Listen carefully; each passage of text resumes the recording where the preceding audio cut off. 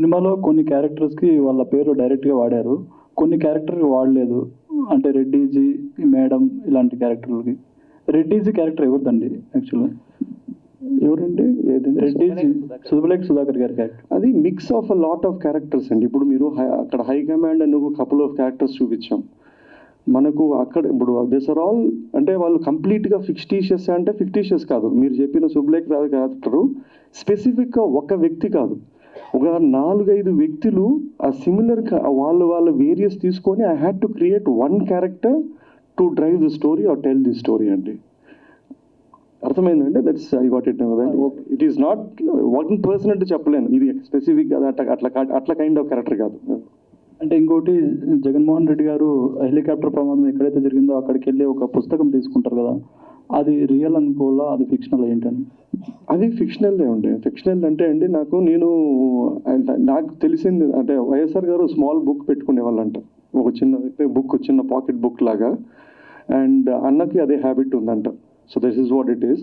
But leaving that I thought ఒక crash అయ్యింది, వాళ్ళ నాన్న చనిపోయిన చోటకు పోయినప్పుడు అంతా ఉన్న చోట ఏదన్నా ఒక వస్తువు ఉంటే what if at all it belongs to him. నేను అదే బుక్ని ఎక్కడో ఒక చోట వాడాను, ఏది ఇచ్చిన మాట అని ఒక ఫ్లాష్ కావడానికి అనే దానికి వాడాను. ఇది స్క్రీన్ రైటింగ్ థింగ్ అండి అంతే. ఓకే అండి, wish all the best. Thank you అండి. మహి గారు, first of all congratulations. Thank you.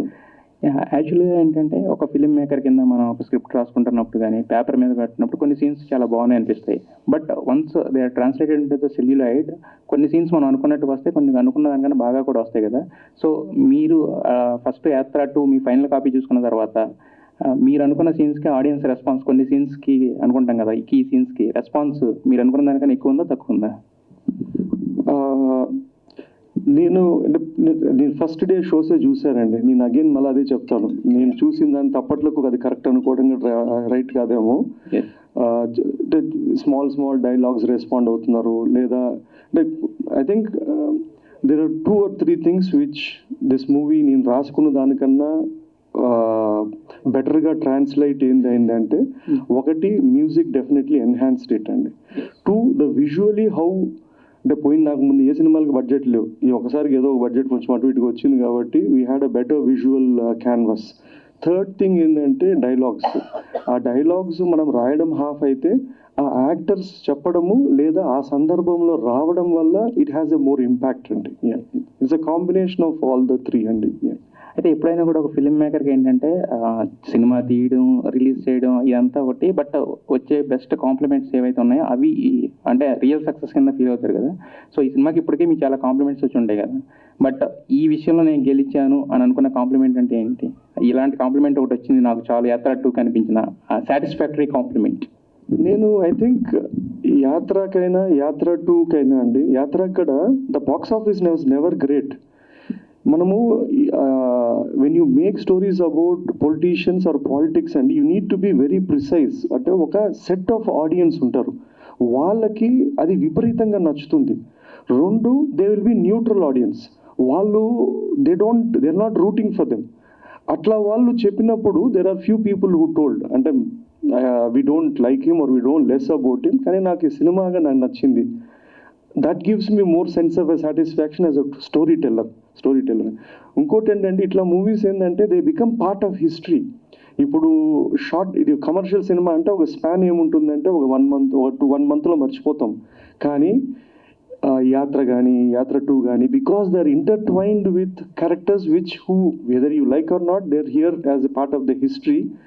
This stories will become part of a folklore. ఈ సినిమాలు they will last much longer than even my timeline or whoever it is అండి. మహి గారు, ఇంకోటి ఏంటంటే Nandigam Suresh character ఉంది కదా, అది వచ్చినప్పుడు గూస్ బంప్స్ వచ్చేసింది. కానీ ఎవరైతే నిన్ను కొట్టారో వాళ్ళతో సెల్యూట్ కొట్టిస్తున్నారు కదా, ఆ సెల్యూట్ కొట్టించే సీన్ చూపించుంటే బాగుంటుందని చాలా మంది అన్నారు. అది మీరు తీసి ఎడిటింగ్లో పోయిందా లేక ఏంటండి? తీసాం కానండి, అప్పటికి టైం మేము ఒక సెంట్రల్ అతని క్యారెక్టర్తో ఎమోషన్తో పోతున్నాం. అక్కడ వాయిస్ ఓవర్ రాజశేఖర నీ కొడుకు అని వస్తుంది. And so I had to go stay true to ఆ థింగ్ అండి. సీన్లో అయితే మీరు చెప్పినట్లు నేను రాసుకున్నాను, షూట్ కూడా చేసాం. But when it was going on మళ్ళీ ఒక ఎమోషనల్ జంప్ అనిపించింది నాకు. దానికన్నా ఒక తండ్రి కొడుకుతోనే ఎండ్ చేస్తే సరిపోతుంది అని I had to take it of. లేదంటే అది పెడితే అది మళ్ళీ విజిల్ వేస్తారు, కానీ విజిల్ కన్నా ఎమోషనల్ కన్సిస్టెన్సీ ఉండాలని తీసేసాను. యాత్ర 3 ఏమైనా ఇంకా లేదండి బాబు, ఇంకా లేదు. అంటే చాలా అలిసిబి కాదు, but it is just that I mean నాకు అంటే it's no story for me as such. This one నేను very clear 2019 I think around March-కి ఐ డిసైడెడ్ దట్ ఇది కథ ఉంది అంటే and I wanted to make it. ఇంత మంచి కమర్షియల్ ఎలిమెంట్స్ ఉండే ప్లాట్ని మన తెలుగు హీరోలతో ఎందుకు చేయలేదు? సారీ అండి. మంచి కమర్షియల్ ఎలిమెంట్స్ ఉన్నాయి సినిమాలో, ఎమోషనల్గా అండ్ అండి చాలా పాయింట్స్ ఉన్నాయి సినిమాలో. సో తెలుగు వాళ్ళని ఎందుకు ఎప్పుడో చదవలేదు మెయిన్ లీడ్స్గా?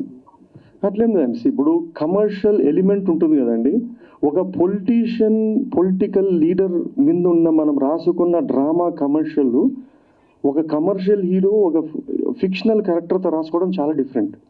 ఎందుకంటే నేను ఎంత కమర్షియల్ ఏం రాసా కూడా ఆ ఒరిజినల్ క్యారెక్టర్ కన్ను నుంచే చూస్తుంటారు, ఇది ఈయన చెప్పాడు. సో అది నచ్చే వాళ్ళకి నచ్చుతుంది, నచ్చిన వాళ్ళకి అసలు డిస్కనెక్ట్ ఉంటుంది.